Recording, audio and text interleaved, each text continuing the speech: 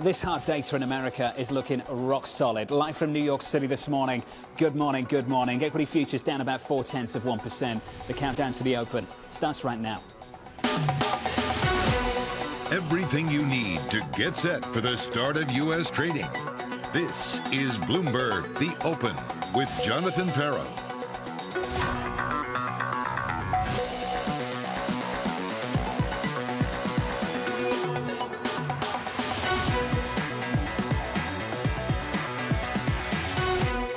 Live from New York coming up, U.S. retail sales data coming in hot as Fed officials push for higher interest rates and Vice Chair Brainerd heads for the exit. We begin with the big issue, the consumer staying strong. The U.S. consumer is very strong. The fact that the consumer has so much still accumulated savings. But you have to look at what's been the trend over the past few months. The truth is that the amount of actual consumer spending is heading down in real terms. Overall, we're looking at a picture where consumer spending is losing momentum. But they're still spending. Real rates well north of 1% is going to have an impact on the consumer. We've seen a consumer that's faced negative real incomes for 20 months. But the labor market is strong. The jobs market is still very, very strong. The consumer will spend as long as labor markets are strong. The market's just waiting for the data to fall apart. It does seem as if this hotter economy is driving consumption. It just is going to take some time. The inconsistency of the data to some degree is reflective of just what's forward-looking and what's backward-looking. That's why we're moving from, hard landing, soft landing, no landing. We've heard so much about that no landing. Torsten Slok of Apollo this morning. Again, markets are pricing in the no landing scenario. Mike McKee, that conclusion encouraged by the data from 31 minutes ago.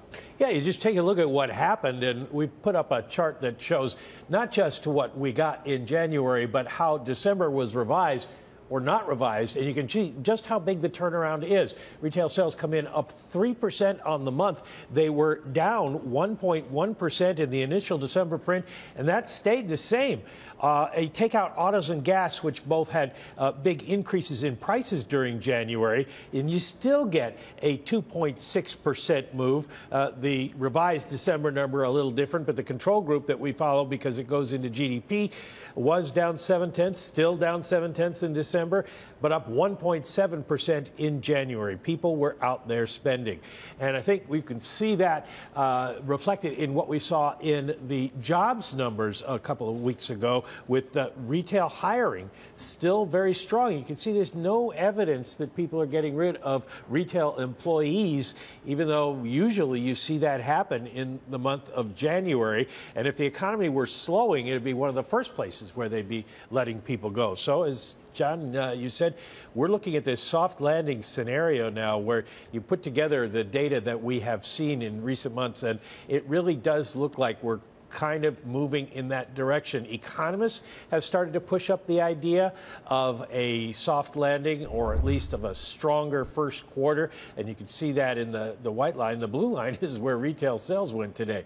So we're getting some strength underpinning that move up in the most recent month in what economists think is going to happen to the economy. Mike, industrial production, 9:15. Is that the next stop for you? That's the next stop. I mean, it's also expected to come in strong. It was down in the month of December, expected to be up in the month of January. And if that's the case, it's even more good news. Should mention, because we didn't get to it earlier on surveillance, the Empire Manufacturing Index, which had been down by 20, it was like a negative 27, is now at negative 5.8. It was negative 32.9, so negative 5.8. So a little bit better there as well. Mike McKee, stay close. We'll get to that IP number in just a moment. Equity futures down by 0.5%. Yield on a 2-year high by 3 basis points. We came like this close to 470 earlier. Right now on a 2-year, 465. With us to talk about all of this and more, Jack Manley of JP Morgan, Invesco's Mo Hagbin. Mo, first to you on the data from 34 minutes ago. Your take on this? Yeah, look, good morning, John. It's a very surprising number, right? I think there's been lots of expectations around kind of a slowing down or slowing economy. That's not what we saw this morning. And if you kind of take the last 48 hours and put them together, if you were in the camp of a Fed pause, you're definitely disappointed, right? So, and we're seeing that kind of in the probability of rate hikes moving forward. This to me signals that we're not done yet, and the tightening cycle has a little bit more room to go. Jack, it was payrolls, blowout number. Now retail sales looking pretty good. Yeah, the consumer is doing very well, John. I mean, there's no way to beat around that bush, but I do think there is a lot more to the story. Particularly when it comes to this idea, right, that retail therapy is a real thing for Americans, and as people feel bad about conditions, they may be inclined to spend. We also know, of course, that employment is still rock solid. A lot of people are still getting paid because they are still employed, but we have to figure out what is fueling this consumption. And what we've noticed and have been noticing for several months now is that people are dipping into their savings at a much greater rate, and we see credit utilization increasing. This is not necessarily a sustainable increase in consumption, although it certainly is a surprise relative to what we were expecting, and perhaps does change the Fed's view on what needs to happen with rates over the first half of this year. Well, let's discuss the implications for Fed policy. Neil Dutta says forget higher for longer. We still need to get higher. Deutsche Bank's Matt Lazzetti has a peak right now at 560. Neil Dutta said this: after 475 basis points of hikes in the federal funds rate, all the Fed has to show for it is the S&P 500 15% off the lows, the unemployment rate at 3.4%, and underlying inflation still running hot. You can throw in retail sales as well. The conclusion, forget higher for longer. We still need to get higher. Mo Hagbin, how much higher? Yeah, exactly, John, to my earlier point, right? I mean, I think we were all kind of expecting that we were getting close to that terminal rate. I think it's now very probable that we get 2 more hikes in the first half of the year. I also think it's kind of unusual that the market is pricing in some cuts on the back half, right? I think we have some work to do, and these numbers validate and frustrate, I think, the Fed in terms of financial conditions being tight. So Lazzetti's with you. He's looking for 560 over at Deutsche Bank. He had rates, the terminal rate of 5.1%. He gave 3 reasons for the change. He said, first, the labour market is so far remarkably resilient to Fed tightening. He said, second, less progress has been made towards disinflation. And third, financial conditions have failed to tighten enough. Now, Jack, I sense a more nuanced take from you, something a little bit more different than that. Jack, can you tell me why maybe that take is the wrong one? Yeah, I mean, it's difficult to have a very firm view on rates right now because it does kind of feel like the Fed itself is moving the goalposts. But when it comes down to what we should expect out of interest rates this year, I think it has a lot to do with how committed the Fed is to that 2% target. You know, right now when we are looking at CPI, the lion's share is being driven by shelter inflation, and we are already starting to see pretty significant evidence of disinflation, if not outright deflation, from that metric. We're going to see those numbers move lower. The component that is a little bit more challenging, it is a little bit more sticky, is what's going on with services outside of shelter, particularly because those service prices continue to increase on the back of higher wages. We have seen evidence in the most recent employment reports that wage inflation does continue to moderate, perhaps not moderating as much as we would like or as the Fed would like, and I think that's what they're going to be paying attention to. Can they see through this sort of short-term move higher in service prices? Can they look at the trend that has developed over the last 6-7 months and see that as encouraging? Can they be a little bit patient? If they can, maybe that means 1 or 2 more hikes. If they cannot, I can see this environment where we see more hikes in the back half of this year. Well, the consensus is certainly shifting. The consensus has shifted pretty quickly to this idea the economy can handle these kind of interest rates. We're now pushing out, extending the expansion. We're now pricing in a higher interest rate from the Federal Reserve. Now, Mo Hagbin, for someone that went more overweight risk in the last few months coming into 23, that was you. Mo, for someone like you who took that position, are all of those things supportive of your view? Yeah, look, I mean, I think I was on the show a few months ago, and we took a little bit of a contrarian view back in November, December, and on a tactical basis, we added risk to the portfolio. So we were thinking, slight overweight to equities in a balanced portfolio. We were thinking the more pro-cyclical factors. We've come a long way, though, John, right? So if you kind of think about what markets have done since then, you have the U.S. equity market up about 10%. You have emerging markets, from November to now up about 20%. And that to me is a little bit too fast. So at this point, we would say be cautious, right? We've always had a pretty optimistic view going into the first quarter. This has been a pretty strong rally in our view. And given some of the things that we're seeing over the last couple of weeks, it's only normal to kind of think a little bit more cautiously about adding risk to the portfolio. So, Mo, let's discuss where you had an overweight. Risky credit, high yield spreads are 170 basis points tighter than the wider last year. Even within the equity market, the interest rate sensitive parts of this equity market, take the home builders, they bottomed last summer. They've rallied more than 50% since. Mo, can you just tell us with a little bit more specificity what you'd be fading here? Yeah, so look, I think it really depends on if you're looking inside of an asset class or you're thinking about a balanced portfolio. So when we think about where to take risk, if I'm comparing credit to equities, I actually favor credit at this moment, right? Because you're getting equity-like returns with a little bit less volatility. And remember, the duration is a good diversifier to your equity position. So credit over equities. But then when you kind of think within fixed income, it gets a little bit more challenging to kind of position there because you have short-term rates and cash actually delivering a pretty significant yield. And you're not getting compensated to the same extent to go out on the risk curve. So thinking about a balanced portfolio, adding risk from the equity side to credit makes a lot of sense, but then also being conscious that getting too short duration will create a little bit less diversification on the equity sleeve going forward. And if you believe markets are going to be volatile, you want that protection in the portfolio. Dan Scully of Morgan Stanley earlier this week, he said you get paid to wait. We came very close to 470 on a 2-year. Jack Manley, do you get paid to wait? And should you just wait? Well, you get paid to wait, John, if you time it perfectly. But as we know, that's very, very difficult for most investors out there. Even the professionals have a tough time timing things very well. The issue here, I think, does fundamentally come back to the interest rate environment. And as I said earlier, I do think the Fed continues to move the goalposts, maybe for good reasons, right? Because economic data seem to be more resilient than we would have otherwise expected. But when it comes to looking at the market right now, at least from my perspective, particularly in equities, it is not about the absolute level of interest rates as much as it's about the rate of change and the direction of travel. Once we start to see rate volatility diminish, that's when I think we start to see a meaningful uptick in equities, that it's a little bit more sustainable. We're getting at least one more hike. I don't know if it's 2 more hikes. I don't know if it's 3 more hikes. I think it's going to be very hard to time that until we are actually there. You're going to blink. You're going to miss it. I would much rather be dollar cost averaging into this market, legging in, dropping money into the equity market, realizing that over the short term there may be some chop, but over the long run those disconnects are still going to pay off in terms of performance. So, Jack, help me with this. Right now we're close to 465 on a 2-year. Last time we were here was November 8th. On November 8th, the equity market was at 3,800. This equity market's well north of that. Isn't that a disconnect that we need to reconcile?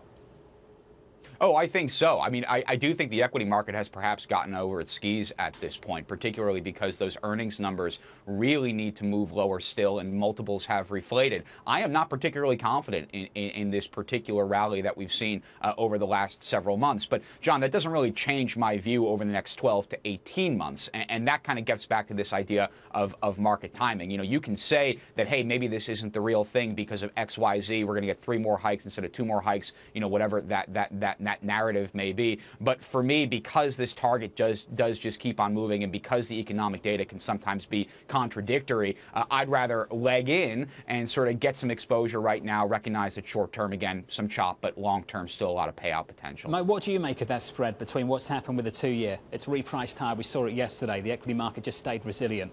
We're really close to levels we haven't seen since November 8th. And on November 8th, we were at 38.28 on the S&P. We closed yesterday at 41.36. Does that make sense? Yeah, that kind of goes back to my earlier comment, right? We've been positioned a bit more aggressively in the portfolio, and we favored equities. We were overweight equities for the last 3 months, but I agree with Jack. A little bit of this is too far too fast. And when you kind of think about the repricing of rate hikes, the parts of the equity market that are going to be more sensitive to that are the growthier parts of the market, right? So when you think about how to own equities, I would say focus on the value factor and some of the valuation attractiveness that you could possibly find across the sectors. Growth could potentially be sensitive if the pause is not coming anytime soon. Hey, Mo, you're going to stick with us. Mo Hagbin, Jack Manley, sticking with us. Going into the opening bell, 16, 17 minutes away. Equity futures slightly negative. Coming up, the Federal Reserve is hiring. Lael Brainerd is a huge win for the White House. She's experienced to know that there's no steep learning curve, and she knows all the people around her. Vice Chair Brainerd heading to the White House. That conversation up next.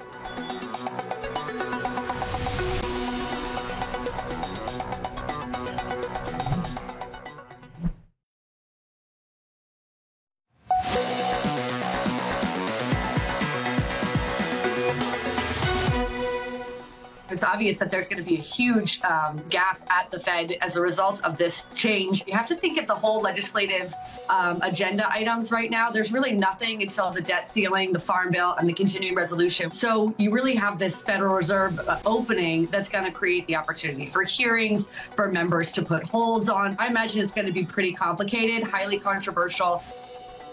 It's official. President Biden naming Lael Brainard his top economic advisor, creating a new vacancy at the Fed and a new director of the Economic Council at the White House. The president writing in a statement, Brainard brings an extraordinary depth of domestic and international economic expertise. She's a trusted veteran across our economic institutions and understands how the economy affects everyday people. Down in D.C., here's Emily Wilkins. Morning, Emily. Well, with this move, Brainard's going to be moving into a position where she will be with Biden as he negotiates with Republicans over the debt limit, really starts to put some of those laws that were passed last year into effect, starting to implement them, and really being with Biden as he gears up for his 2024 run. We, of course, also saw moves from Jared Bernstein. He's going to become the chair for the Council of Economic Advisors, of course, a group that he currently sits on. And again, going to be someone who's going to be out there for Biden, talking about the economy. And of course, his big thing has been labor unions. That will also be something that he can continue to talk about in the run up to 2024. Emily, where does it leave the Federal Reserve and that spot, that seat? How difficult is that going to be to fill?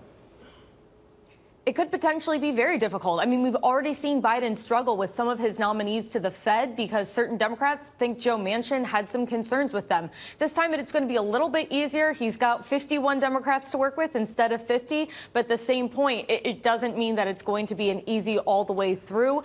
Certainly what Lael Brainard brought was that she was very dovish. She was sort of advocating for those lower interest rates. It'll be interesting to see if Biden tries to pick someone within that mold or someone who's sort of more in the mold of Powell with really being aggressive with the interest rates. Of course, the big question here is trying to hit that smooth landing, make sure that the country isn't going into a recession. Emily, thank you. Right now, no recession on the horizon based on what we saw from payrolls a few Fridays ago and what we saw from retail sales this morning. Sprinkler data moments ago, 0% industrial production month on month. That's a slight downside surprise. 0.5% was the estimate. Manufacturing production comes in at 1%. Slight upside surprise against an estimate of 0.8%. That's the latest data. Futures still soft here on the S&P by 0.5% on the Nasdaq, by 0.5% also. And in the bond market, I know many of you are looking at that move at the front end, so let's focus on that. The 2-year higher by about a basis point, just short of 470 off the back of retail sales earlier on. We got very close at about 469. Right now, 463. Jack Manley, Mo Hagbin back with us. Jack, can I afford to avoid the Fed speak and all these Fed speakers that go around saying different things at different times? It's a challenge, John, and you know, it's become, I think, particularly frustrating for me as a Fed watcher over the last 13 months. You know, we have kind of created almost a cult of celebrity as it relates to some of these Fed officials. And I mean, look, I sympathize with this idea that I could open my mouth, say something about interest rates, and by the time my sentence is over, I have created or destroyed a few $1 trillion worth of value. I mean, that's a lot of power. It's a lot of influence. Now, we certainly cannot discount what these governors are saying, but I think it is also important to recognize that very often they're not actually adding a whole lot of color or a whole lot of new information to the story. You know, this idea of talking about perhaps higher rates for longer, well, yeah, sure, the dot plot is already telling us that.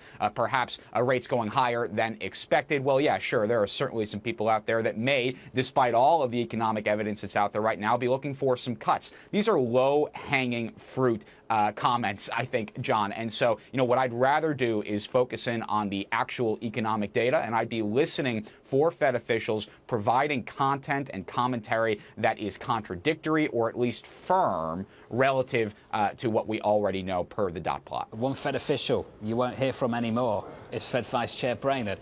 Now, Mo Hagbin, she's going to the White House, so you hear from her in that capacity. But do you think that's a big hole that's going to be difficult to fill? How do you think that's going to shift the composition of this Fed?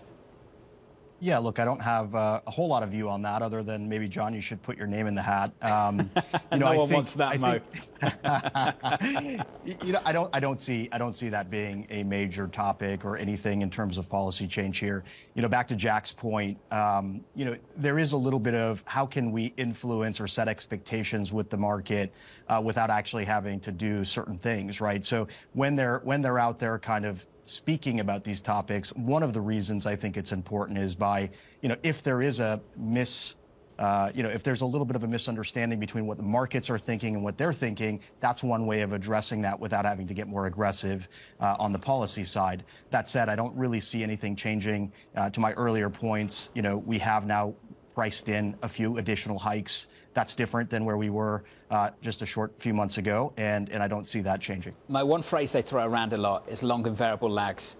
What does that mean? What does that actually mean in practice? It means that, you have 400, 500 basis points of move that haven't been priced in the markets yet and haven't really made their way into the economic data, right? So I think it's really hard to kind of imagine. I mean, we went from 0 interest rates to, a terminal rate close to 5%. Has economic data caught up to that? Has the economy really seen the impact of that? The answer is no. And I think we are going to still see some of the impact of that policy decision still trickle into, the health of the economy and what we see, for example, on the employment side. Well, I guess what I'm asking is, to what extent is it true? How long are those lags, given the financialization of this economy over the last few decades? Don't we price it in almost instantly? Markets try to price it in, but, again, I don't think we've seen that in the economic data, right? So, and, just like we saw today, there are surprises, right? We were expecting retail sales around 2%. It came in 3%. That's extremely, extremely surprising. So I don't think everything is priced, right? We aren't really dealing with a fully efficient market. And I do think some of those lags will make their way into the economic data. 3 handle on retail sales, 517,000 on payrolls, and a lot of head scratching going on. Mo Hagbin, Jack Manley, to the both of you, thank you. I keep going back to that line from Julian Emanuel of Evercore. If you're not confused, you're not paying attention. Retail sales coming in by the most in nearly 2 years. What a gain that was a little bit earlier. Up next, the morning calls, and later, Nadia Lovell of UBS warning of more earning cuts, leaving the S&P at 4,000 year end. More on that with Nadia in about 7 minutes' time.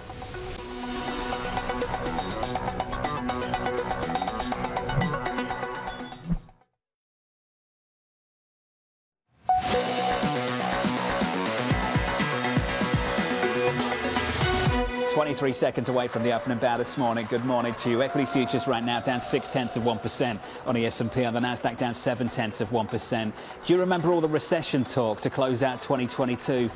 And then January happened. 517,000 on payrolls, unemployment at 3.4%, and retail sales climbing the most in nearly 2 years. That was 40 minutes ago, an hour ago. Just stellar stuff. Equity futures softer going into the open because of this in the bond market. Switch at the board and get to the bond market. Yields look a little something like this. Higher by 4 basis points, 378.18. Your 2-year.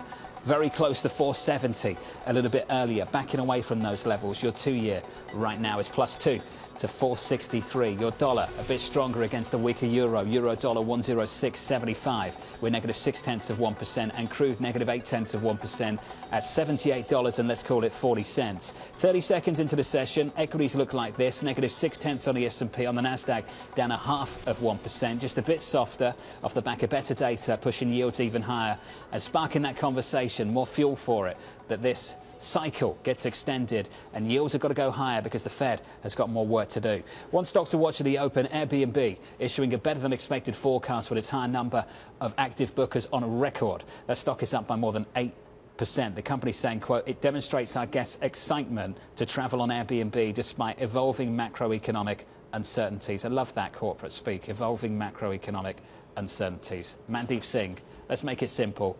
They got it done, didn't they?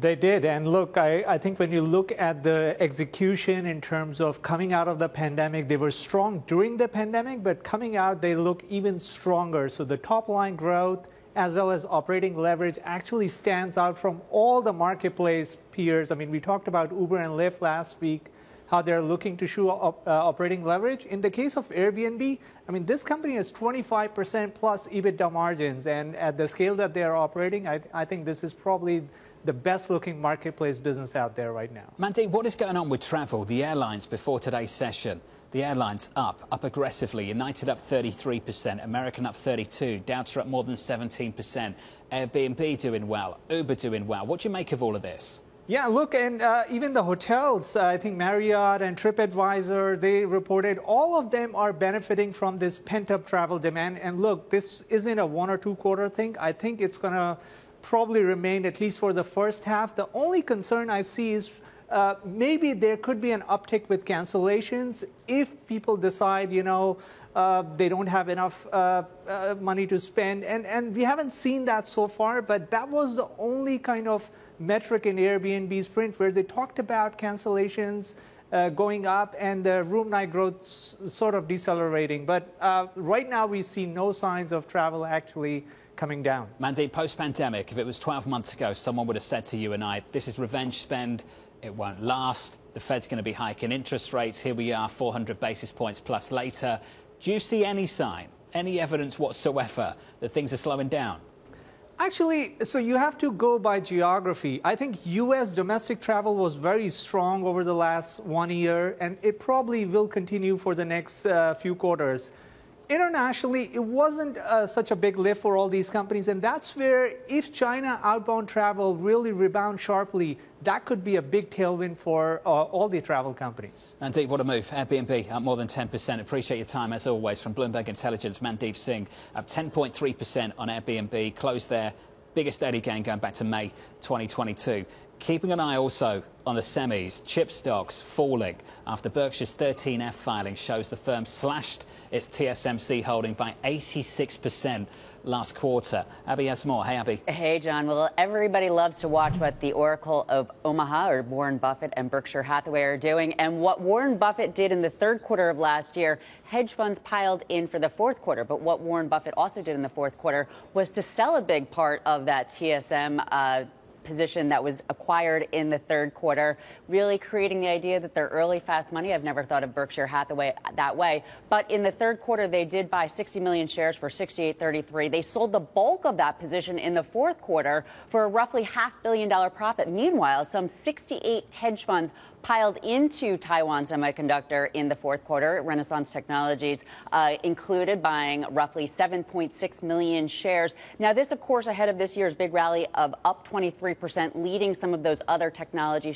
stocks. Somewhat baffling in some ways, John, given the fact that we've also had yields back up. But it does support the idea that you've been talking about all morning and in recent days, this idea of a no landing. But when we take a look at chips and Taiwan Semiconductor going back to last year, well, it's interesting because this rally really has been building. Taiwan Semiconductor out of the November low up 53%. We have the chips up out of the October low up more than 44%. Big buying power here for the chips, which could be a good sign, again, for the idea of no landing, given the fact that they are an early tell for technology. It seems like a lot of the supply chain kinks have worked out and demand is decent. Abby, thank you. On the latest, we keep hearing that phrase, don't we? No landing. Been talking about that for weeks, and credit to Neil Dunter of Renmac for being on top of that story as we closed out last year. Equities right now on the S&P down 0.5%, about 5 minutes into this. On the Nasdaq down 1/3%. Your scores year to date, and bear in mind we're only halfway through February, we're still up 7% on the S&P. On the Nasdaq year to date, we're up about 14%. Do you remember the consensus view on Wall Street coming into 2023? It was first half dip and second half rip.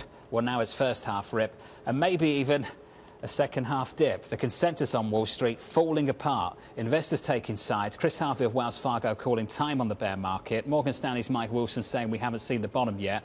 And Bank of America's Savita Subramanian saying this.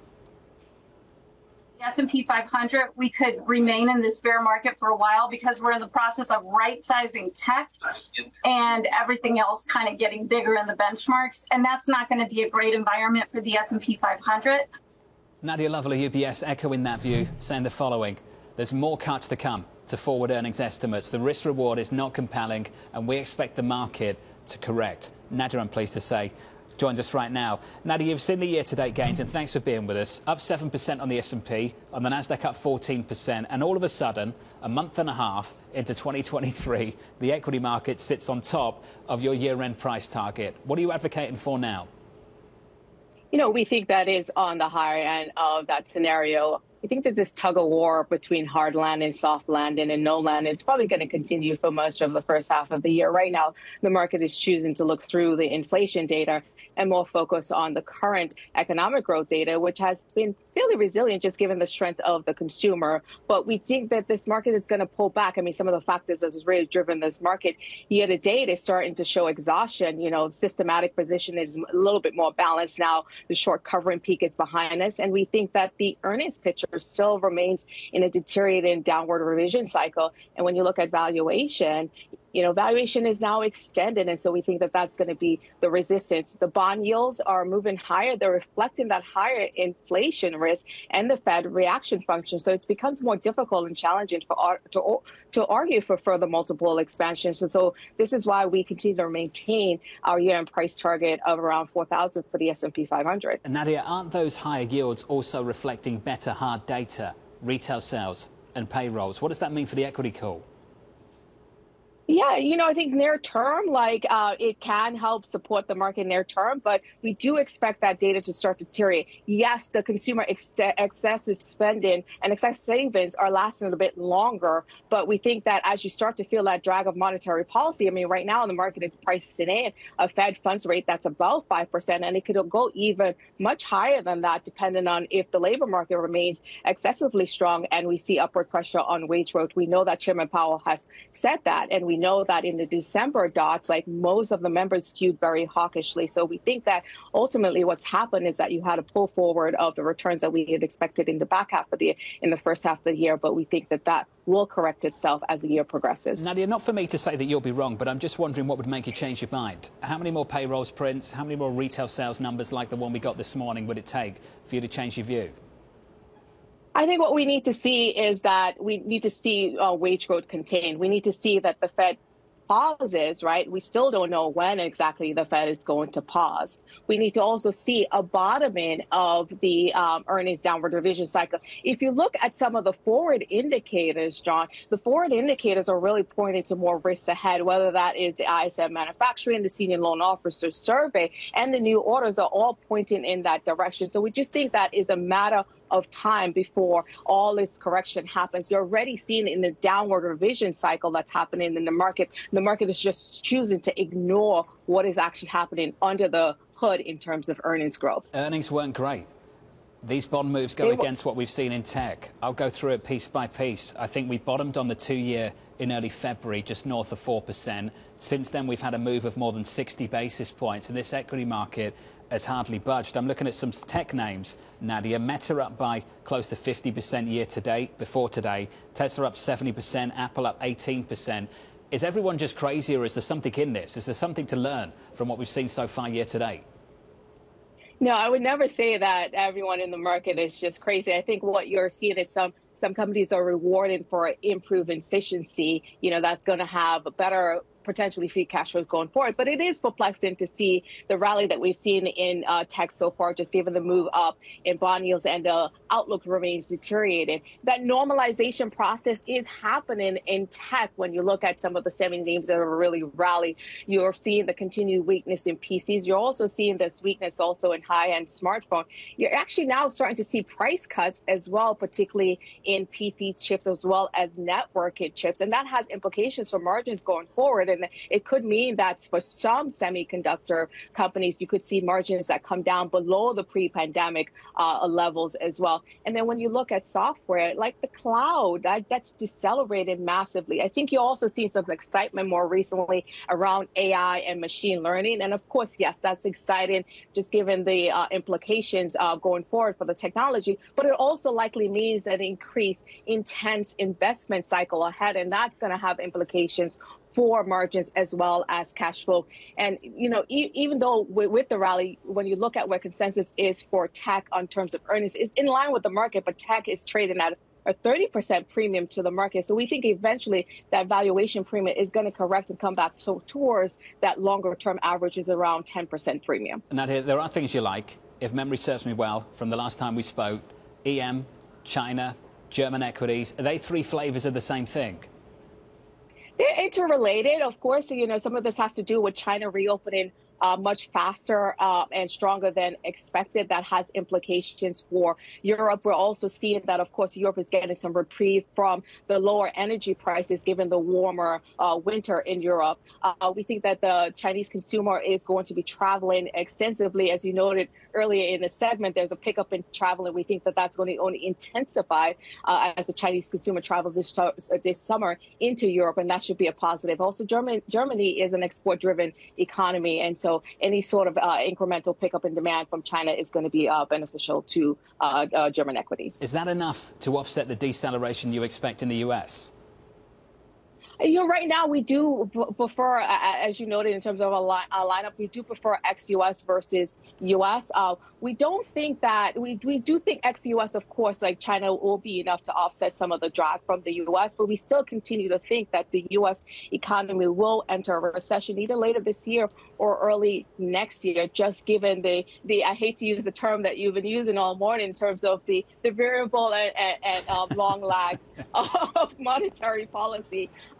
We think that ultimately that is going to come to fruition as we head into 2024. We'll see how long those lags are. Nadia, thank you. As always, just brilliant. Nadia Lovell there of UBS. Got two ways of looking at this. Not for me to tell you how to look at it. One way, you can just sit here and say there are long and variable lags. The work the Fed has done over the last 12 months will hit the economy eventually in a more material way. Or you can draw the conclusion that this Fed has not done enough. And Neil Dutta of Renmac has been pushing that story alongside Torsten Slok of Apollo and others. Equity futures were negative going into the opening bell. Coming out of it about 13 minutes into the session, we're down by 1/3% on the S&P. On the Nasdaq, we're down 0.2%. Maybe not the drama you expected after retail sales. Yields a little bit higher throughout this morning.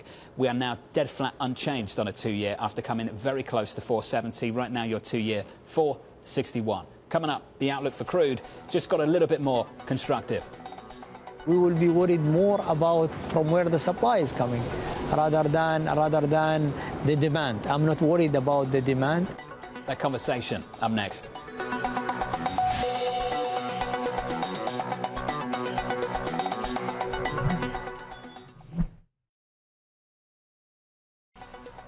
This is Bloomberg's The Open. I'm Lisa Mateo, live in the principal room. Coming up, Airbnb CEO Brian Chesky. That conversation at 4:30 p.m. Eastern, 9:30 p.m. in London. This is Bloomberg.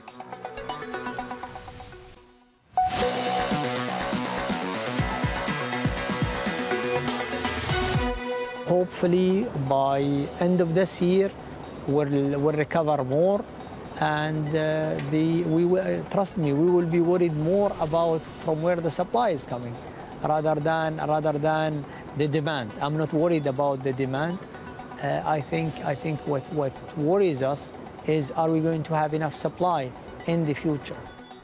Demand concerns clearing up for crude. Now it's about supply. The IEA boosting its global demand forecast, writing the following. China's reopening will give a welcome boost to the listless world economy. The country is set to resume its established role as the primary engine of world oil demand growth. I'm pleased to sound this story. Alex Longley joins us now. Morning, Alex. Good morning. It's been quite the catch-up from the IEA. The market has really been talking about this China boost for a little while. A 500,000 barrel a day revision to the global demand forecast for this year. That's a pretty chunky move, and it tells you something about the second half of the year. Traders for a long time have been pretty optimistic about how things are going to look.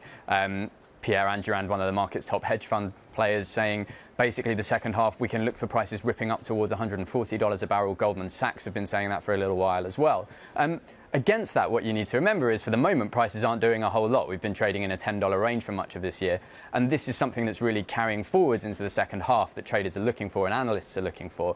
Is the demand recovery in China going to be enough to pull the crude price with it? Certainly, having just come back from Hong Kong myself, it seems as though the reopening is real, and I think what traders are looking for now is to see a sloppy first quarter crude market be tightened up by that China pull as we come into the second half, John. Alex, how conservative do you think OPEC's going to be in the meantime?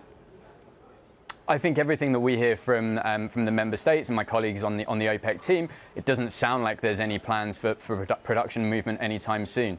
The Saudi energy minister for a long time has said he's going to wait and see demand before he acts upon it. And that was a key theme last year when, again, there was talk of higher levels of demand and it never quite materialized. So I don't think you're likely to see OPEC making any sudden moves in anticipation of a demand surge in the second half of the year. They're going to be reactive to that rather than proactive. Alex, thank you. Alex Longley on the oil story. Let's extend that conversation with Jack Farci of Bloomberg. Jack joins us now. Jack, it's always great to catch up with you, sir. Just frame that a little bit more for us, where this leaves OPEC Plus and how they are responding to the criticism they got from this administration going into the midterms just a few months back. Well, I think with hindsight, it looks like they were taking a fairly reasonable action. You know, they cut production. Actually, oil prices have come down. They've been trading in this kind of fairly range-bound area. We've seen energy prices across the board, not just oil, but also gas and coal have come down, and the world is breathing a little easier at the moment than it was a few months ago when you and I last spoke, John. I think there's this dynamic which Alex highlighted playing out across commodity markets at the moment, which is everyone is looking ahead to what China's reopening is going to mean for the global economy, and it's a really strong picture. It's quite hard to see where the supply of a lot of key commodities, oil is one of them, but I mean, you could also look at gas, at metals, and it's quite hard to see where the supply at some point is going to come from. But right now, you're trading the markets today, and there's still plenty of supply today in quite a lot of these markets. So in oil, for example, the story is Russian supply has not fallen nearly as much as some people expected it would do. And so the markets are looking relatively well supplied today, but people are worrying about what's going to happen in a few months' time. We're pricing today also the investment decisions made 5-10 years ago. Jack, Alex mentioned the Goldman call. Jeff Currie, you remember that line from Jeff Currie in the last 18 months or so? It's the revenge of fossil fuels. Jack, we've come into 23. We've drained the SPR here in America. You can hear some officials in OPEC Plus really kind of flashing the light, waving a flag, saying we might have a problem here on the supply side. Jack, do you think we might? Can you give us a little bit more information on that? I think we certainly might. Listen, we've already had the problem on the supply side, right? Like last year, across a number of commodities, most obviously gas and coal, but also oil. Remember, oil prices got to $139 last year. We've had a supply side issue already. We've had extreme increases in the price of energy commodities. Today, it looks slightly better. But if we have a strong global economy for a few more months, for the rest of this year, we have China growing strongly, I think very soon we're going to be having that conversation about underinvestment in the supply side, not just in oil, but also across the energy spectrum, across metals as well. Well, copper's absolutely ripped as well. That's a story maybe for later this year too. Jack, awesome as always. Jack Fauci, just reminding us that we saw triple-digit crude last year. And remember, we did that with China locked down. Let's see how that demand clicks in a little bit later this year. Brent crude down about 1%, 84.67. WTI down about 1% also, $78 and about 17 cents. 22 minutes into the session, we pulled back a bit by 0.4% on the S&P, and the Nasdaq down 0.2%.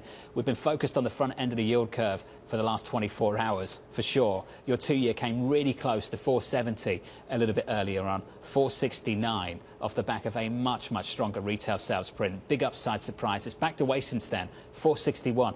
On a 2-year. Let's get you some sector price action. Here's Abby. Hey, John. Well, that weakness in oil that you were just talking about, it means energy right now is the worst sector, down about 2%. But what's so interesting, we're looking at a roughly 0.4% decline for the S&P 500. Very low volume, 20% below the 20-day average. But yet all sectors are lower. So lots of small declines right across the board. Over the last month, though, John, it is a big, big difference. It's much more of a risk-on picture because over the last month, we have hardware and equipment technology up about 11%. We have the chips up 11%.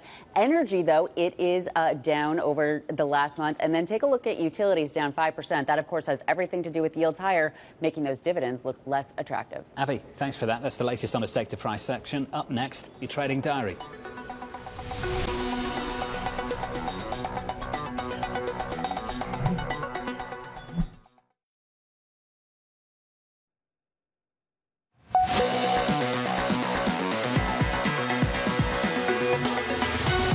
Retail sales in America jumping by the most in nearly 2 years. 25 minutes into the session, equities pulled back by 0.6% on the S&P, on the Nasdaq down about 0.5%, taking a small bite out of a decent year-to-date gain. In the bond market, yields have been pushing higher over the last couple of weeks. We came this close to 470 a little bit earlier at the front end of the curve. The 2 years back to way since then. Right now, on your 2-year, basically unchanged at 460.96. That's the price action. Here's the trading diary. Coming up, President Biden discusses the U.S. economy at 2:30 Eastern. Earnings coming up from Cisco after the closing bell, plus another round of jobless claims and US PPI on Thursday. And finally, more Fed speak. Mester, Bullard, Cook, Barkin, Bauman to close out the week.